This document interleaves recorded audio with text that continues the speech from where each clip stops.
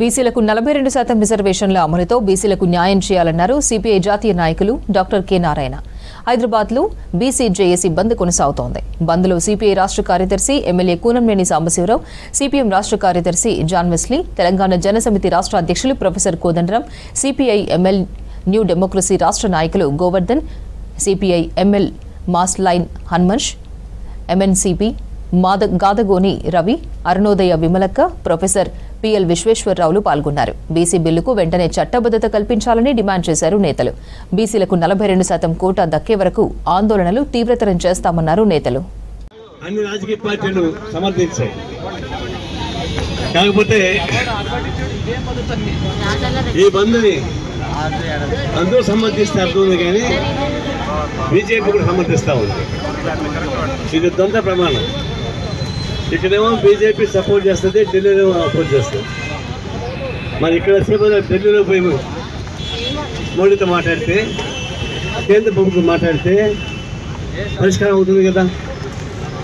రాష్ట్ర ప్రభుత్వం అధికారపూర్వకంగా తీర్మానం చేసింది, అసెంబ్లీ తీర్మానం చేశాక దానికన్నా వ్యతిరేకత ఏముంది? ఇంకా అది గవర్నర్ ఏమో పెండింగ్లో పెడతాడు, ప్రధానమంత్రి పట్టించుకోవడం.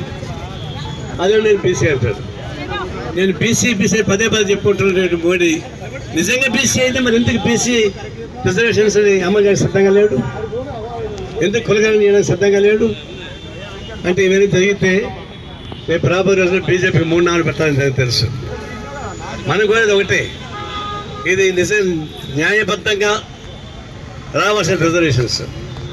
దాదాపు 52% పైన ఉన్నారు బీసీలు, కానీ 42% రాష్ట్ర ప్రభుత్వం ఆమోదించింది. మనం కూడా దాన్ని సమర్థించాం, కొంత రాజీ చేసుకుందామని చెప్పాలి. మహిళలు కూడా 50% ఉన్నారు, కానీ 33% ఒప్పుకున్నాం కదా. అంటే దీన్ని కూడా ఒప్పుకోవాల్సి వచ్చింది. దీన్ని ఆమోదించడానికి కూడా సిద్ధంగా లేదంటే అర్థం పేద వర్గానికి రాజకీయ హక్కు ఉండకూడదని మేము డిమాండ్ చేస్తున్నాం. ఇది లోకల్ పార్టీసే కాదు, అసెంబ్లీలో పార్లమెంట్లో కూడా కాన్స్టిట్యూషన్లో కూడా బీసీలు హక్కు కల్పించాల్సిందే. ఇవాళ అడ్డంకి ఏమిటి అనేది మన పెద్దలు చెప్పారు. అసలు ఏమిటి అడ్డంకి? ఇక్కడ అయిపోయినాయి, బిల్లులు అయిపోయినాయి, 2 బిల్లులు అయిపోయినాయి, ఆర్డినెన్స్, జీవో. ఎవరు ఆపారు దీన్ని? ఇవాళ మీరు బీజేపీ వాళ్ళు కూడా రోడ్డు మీదకి వచ్చారు. దీన్ని ఎవరు ఆపారో మీరు గుండె మీద చేసుకుని చెప్పండి. ఇవాళ ఇక్కడ రాష్ట్ర ప్రభుత్వం తన కర్తవ్యం తాను చేసింది.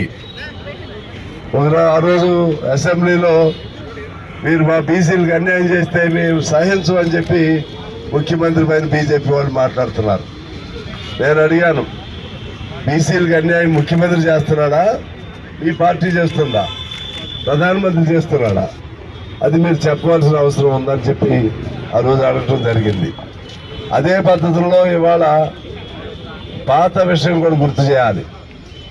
దాని రక్తంలోనే, ఆర్ఎస్ఎస్ రక్తంలోనే బీసీలు, ఎస్సీలు, పేదవాళ్ళకి వ్యతిరేకమైన రక్తం అది.